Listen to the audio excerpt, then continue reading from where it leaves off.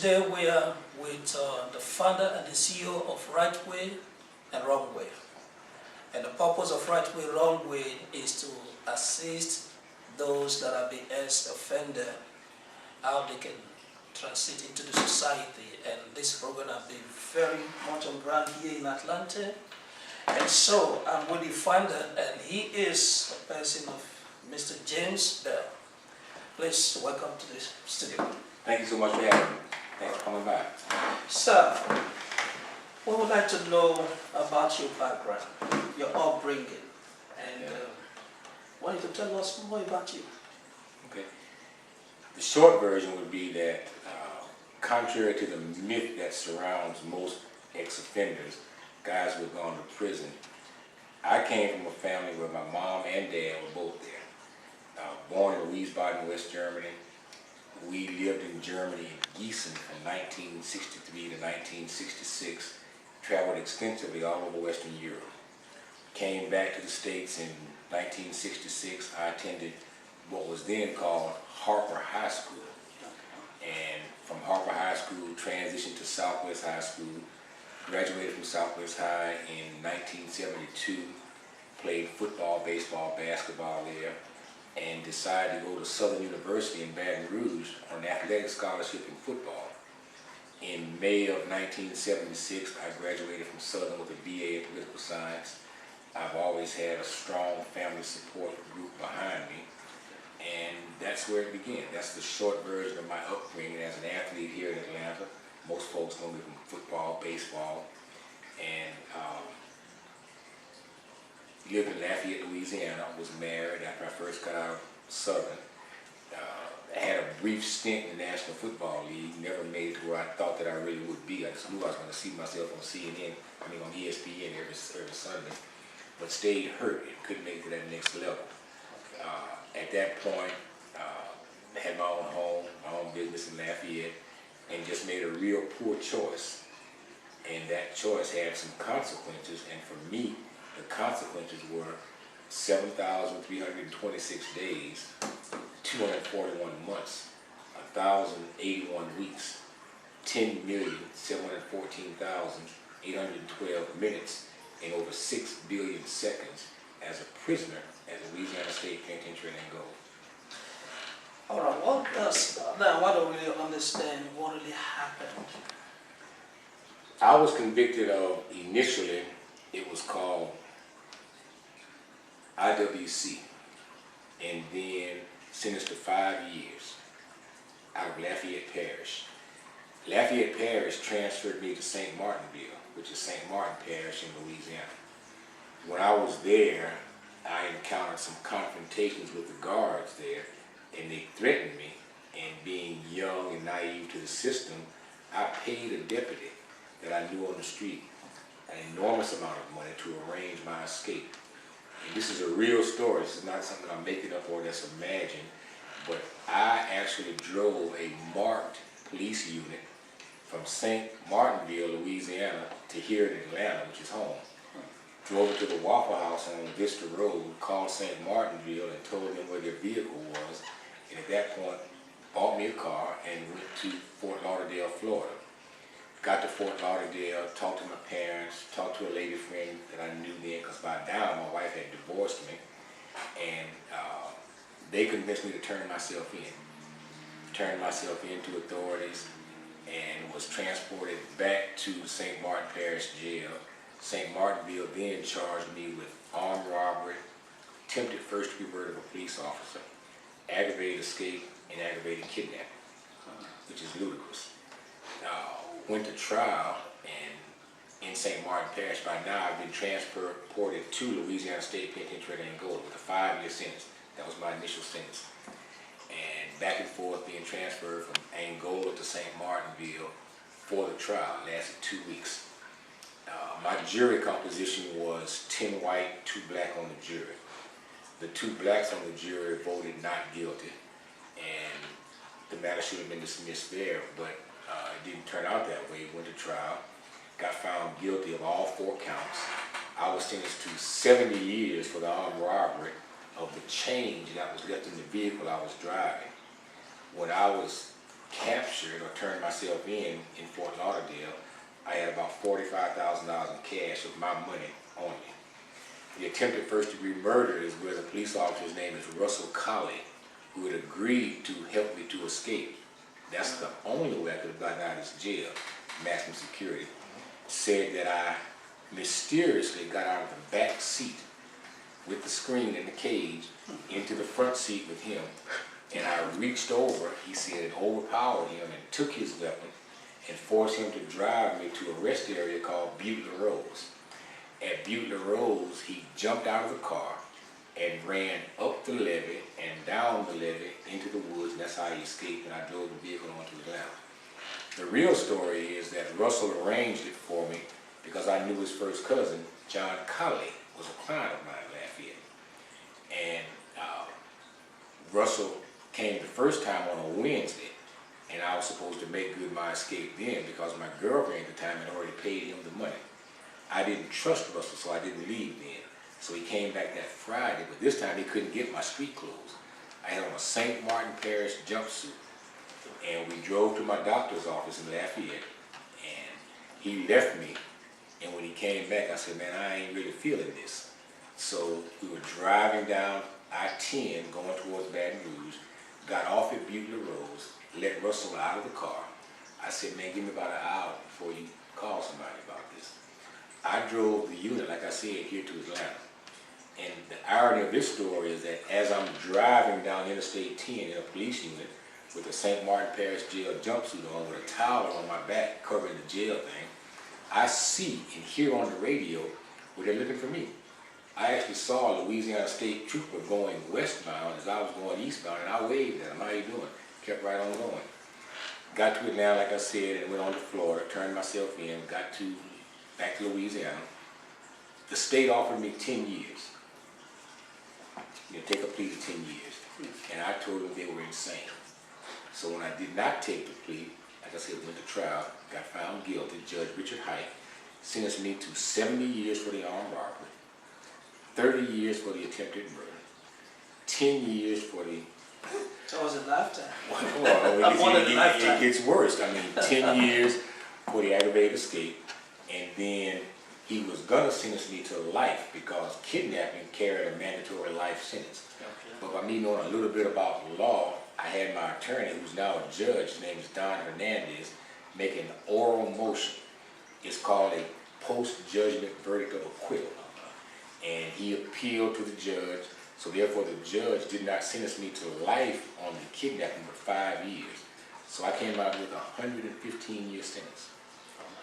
But it gets worse than that because while I was being transported back and forth from Angola to St. Martinville, they were beating me up, all kind of drama. It got to the point they had to house me in the St. Mary Parish jail because I couldn't stay in St. Martin Parish jail because I escaped from there. And one of the trips always centered around Butte La Rose. We stopped on December the 8th, 1983, and they asked me if I wanted to use the bathroom. The transporting officers was Gary Bordelon and Curtis Wilson. We go inside. Now I got on handcuffs and a black box and shackles. When I used the bathroom, I said, man, I ain't going. Take me back to Angola. They were beating me up in the jail every time I got down there. The long version of it is that by me refusing to go, they came and tried to, punch me and hit me in the chest, and none of that worked. Curtis Wilson took his weapon out, a .357 Magnum, fired a warning shot in the air, and said, "Bird, don't make me kill you." Now, the one thing that I'll never do as long as I live is I will never tell a man who's pointing a gun at me that you ain't gonna shoot me. Okay. Because I was foolish like that, and I told him, I said, man, you're not gonna shoot me. I mean, I'm handcuffed, shackles in a black box, and he's pointing the gun at my head. And, I'm not gonna beg. If this is my day to die, then I'm gonna die like a cowboy. I'm going out with my boots on.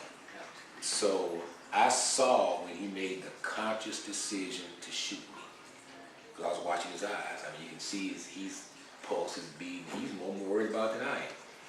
And instead of him shooting me in the chest area, at the last minute he went down and shot me in my left leg. Now, the only reason that I have a leg now is because it was a .357 Magnum, but it had a .38 round. And it went through and it missed the bone, knocked me down. They dragged me out, threw me in the patrol, took me on to Baton Rouge, at Baton Rouge General, right there in Baton Rouge, downtown Baton Rouge. And I mean, the irony just continued when they bring me in the stretcher, or put me on the stretcher and take me to the ER room.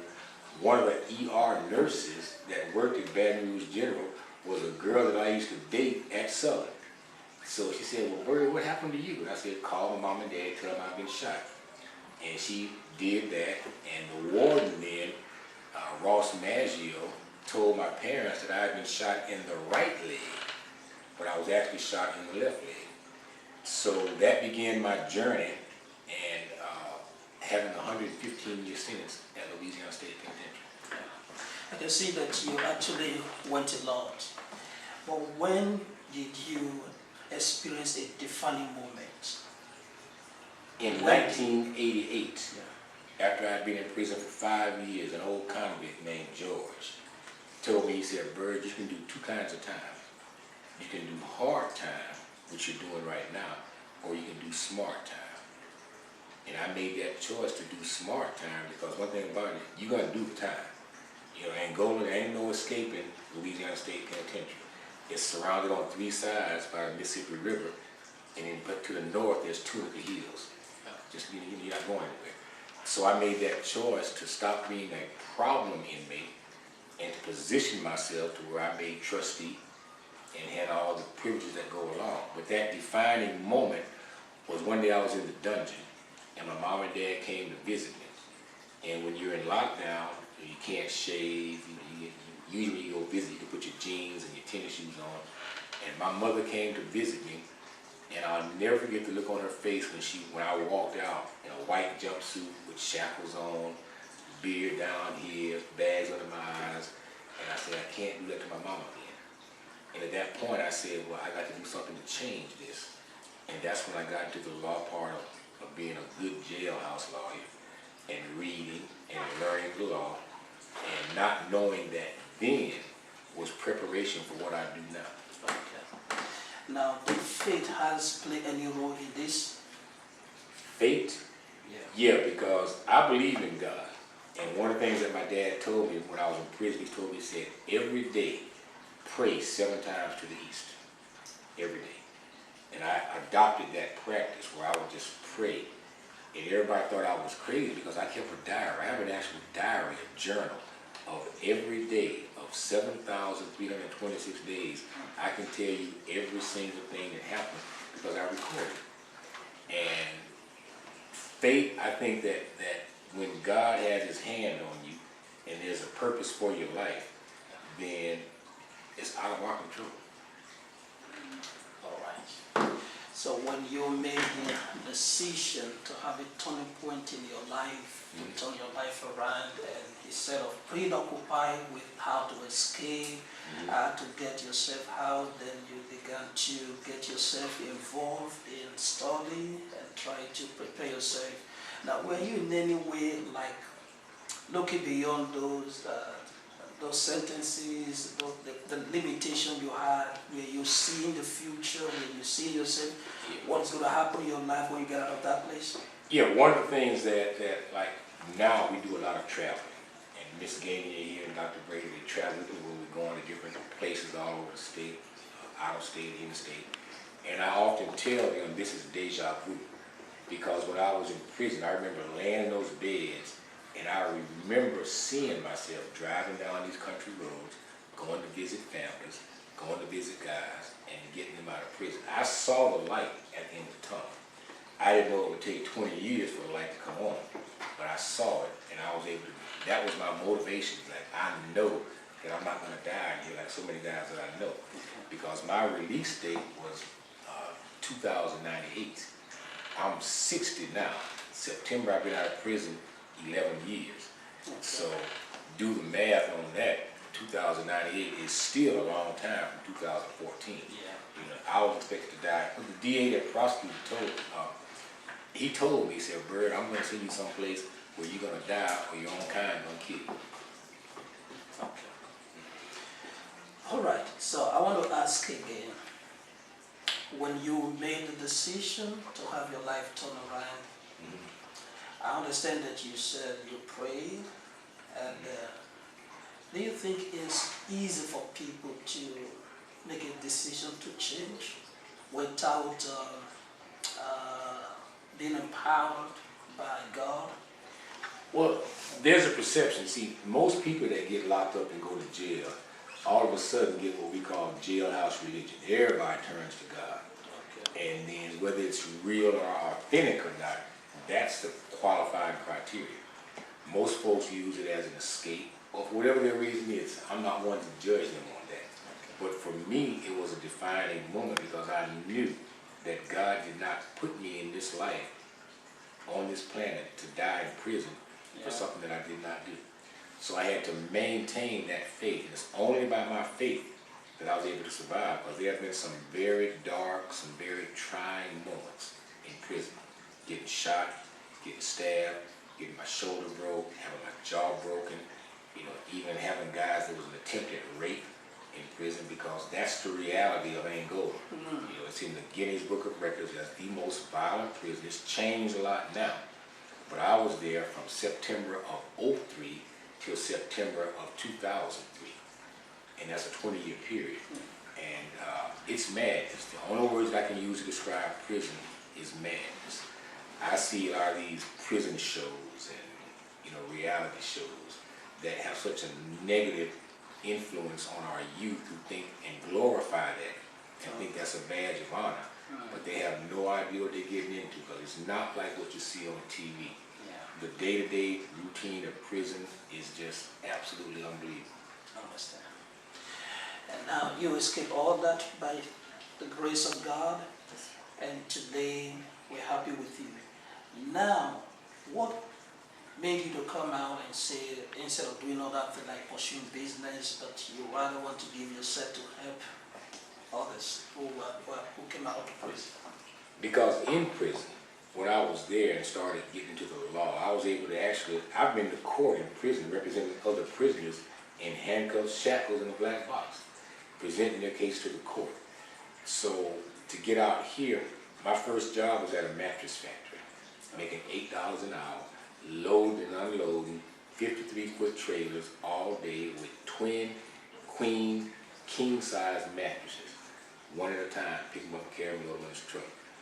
And then the guy that employed me, I had asked him for a raise, and he gave me a raise of 50 cents, and I quit and stepped out on my faith. I had already started doing the motivational speaking through my church, but that was when I just said, no, I'm going to make this happen.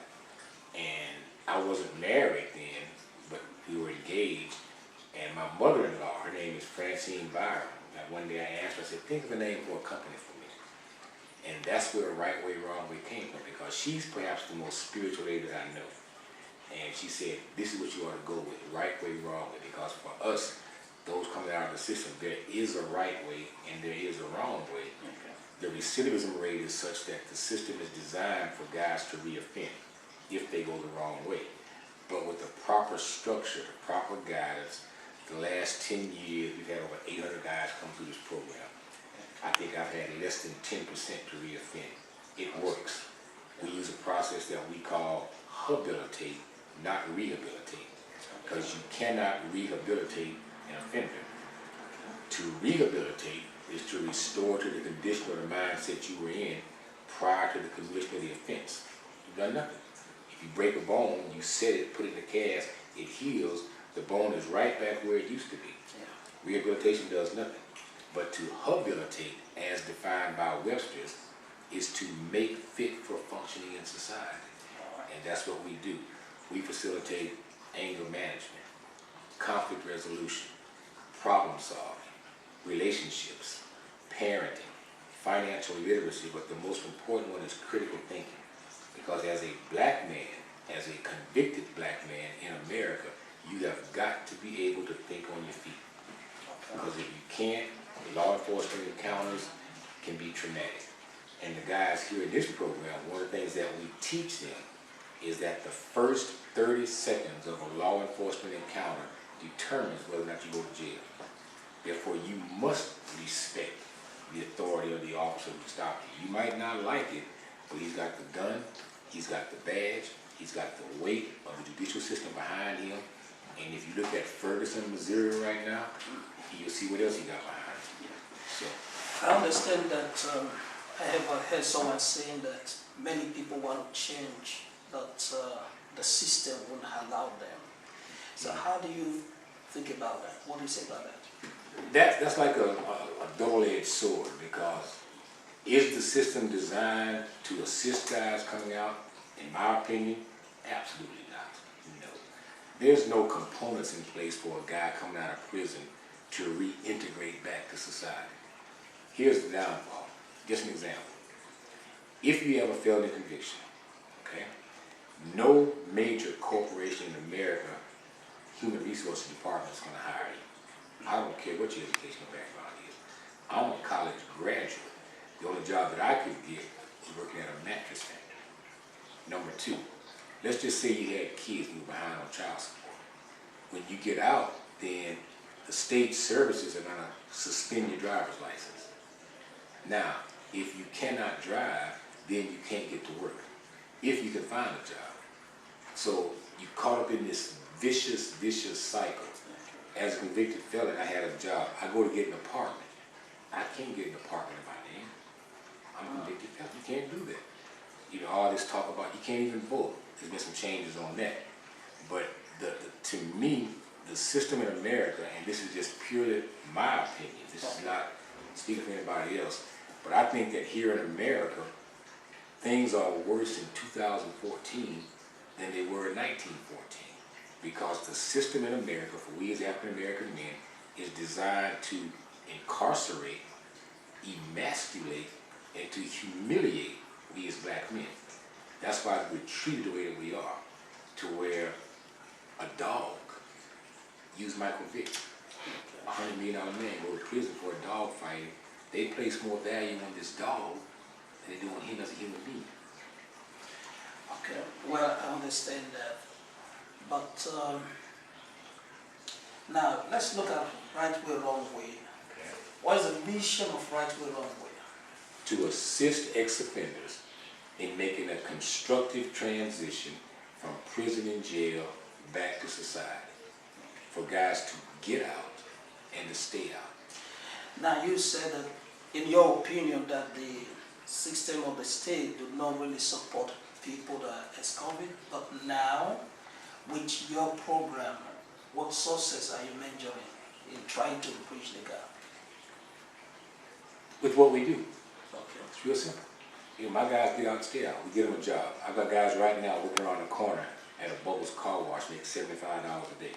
They work from cane to cane. At least it's something as opposed to nothing. The set of components I told you about, we facilitate that here. So guys get that. Soft skills, hard skills, we teach that. Here we try to encourage guys to think in the vertical and not in the horizontal. To be accountable as a man, to be a man of integrity, a man of character, a man of responsibility. Don't just make babies, take care of the babies, to be the head of your household. If you look at the system now, like SSI and some of the other things that are set up by the state, the dad and the father can't even live in the house. Otherwise, the mom loses the benefits of the house. So, is this designed to help? No. No. All right. Now, I heard you saying about your mom. I mean, your mother-in-law. Mm-hmm. She's really a spiritual, Very. God-loving person. Mm-hmm. So, now tell us more about your faith. I want to understand. Okay. You say you pray 7 times, 8 times a day. 7 times a day, every day. Yes, absolutely. So I want to know more about your faith. Do you have just praying, or do you have a personal relationship with God? And how did that relationship really help you through this moment? I had an epiphany about 8 years ago. You know, everybody's coming, it comes in a different way. But this is one morning where I felt the presence of God in the room with me. And he told me what to do and how to do it. And I actually went to my pastor. My pastor is Pastor Joseph, Dr. Joseph L. Williams at Salem Bible Church. And his dad is Jasper Williams. And they've just been instrumental, totally. The seed money for what I'm doing came from my church. You know, my pastor is not only my friend, you know, my pastor, but he's also, he married me and my wife. I trust him. He's younger than I am, but his discernment and his wisdom and that of his dad it's been there for me from day one. Because they support me and they believe me. But to answer your question about my faith, do I believe? Yes. You know, God that I serve is real. And I often have to ask him for his forgiveness every day because I do sin and do make mistakes. But I try not to make the same mistake repetitively. What I want to do is to always try and strive to get better. Every time we go somewhere when I present, the first thing that I ask the folks who work with me and for me is, what did I do wrong? How can I do this better? What did I say that I should not have said? How can we improve this to always get better? But we know that without God and his presence in what we do, it's just not going to happen. Now, what will help someone to make a right decision? Is the support group. okay. You've got to have a support group. The guys that come to this program getting out of the system, there's got to be family or someone who's willing to embrace them and make them understand that it's not going to be easy. It's not going to be what you think about, what you hope about, what you're praying about while you're in prison. When you first get out, you know, everybody's loving you and glad to see you. But after about 90 days, it gets old because people have their own lives to live. You are an extra mouth to feed, transportation, you know, all cost of living goes up because they're the ones who are there to support you. So you have got to understand that you've got to be prepared through a process of rehabilitation to get back on your feet. Thank you so much. Are you happy with what you're doing? I had a conversation yesterday with somebody. They asked me that same question. And she was saying that how much she hated her job and was ready to quit for the job. I said, well, girl, I'm glad I ain't got that problem because when I get up in the morning and look in the mirror, I look forward to doing what I do. Despite all the headaches and all the drama and all the aggravation, I truly enjoy what I'm doing because I think that this is God's purpose for me in this life. Praise God. It's great to discover God's purpose for your life and to have it today. Thank you so so much. glad you're here. Thank you so much. Thank you. You got all that? I got all that, Okay, sir. all right.